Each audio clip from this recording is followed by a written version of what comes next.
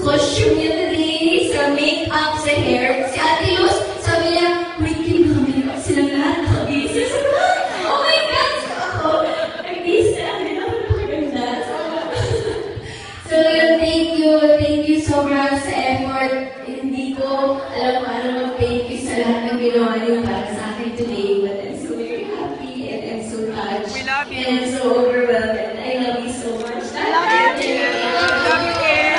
Yes. Thank you for all the love, for all the support.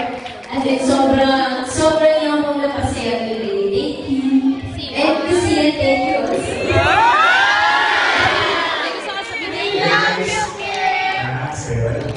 Guys, maraming salamat. Unahin mo muna lahat ng tao behind the party. Siyempre, sa lahat ng fan groups na pumunta, ulitin na natin. Kat G, yung una ba?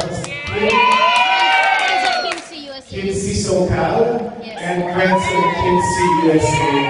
Maraming salamat. Siyempre, magpapasalamat din kami kina Ate Luz, kina Dana, lahat. Sino ba yung mga behind, this is, Tita Lerma, syempre, Tita Lala, Percy Enterprises, and GF Bayona Productions. GF Bayona Productions, yes. Thank you, maraming salamat sa inyo lahat. Yes, and our host, maraming salamat. My pleasure! Oo, maraming salamat na nandito kayo para sa amin. Di ba, kayo nagtatanggol sa amin from...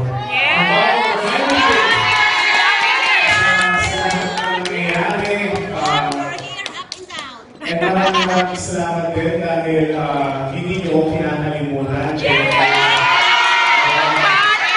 Maski nawawala ako sa eksena. Maski kahit naman ang mangyari, maski matagal kami ni Kim ng separate projects, nandiyan pa rin kayo.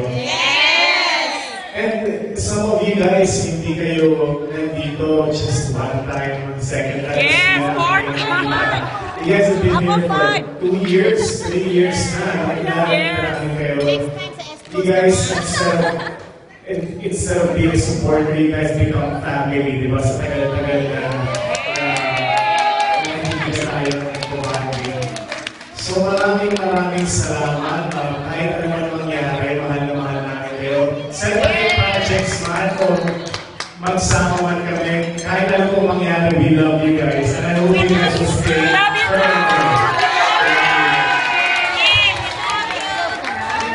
Thank you so much, Angela. But I think I'd just like to say that in behalf of everybody here, guaranteed, kahit na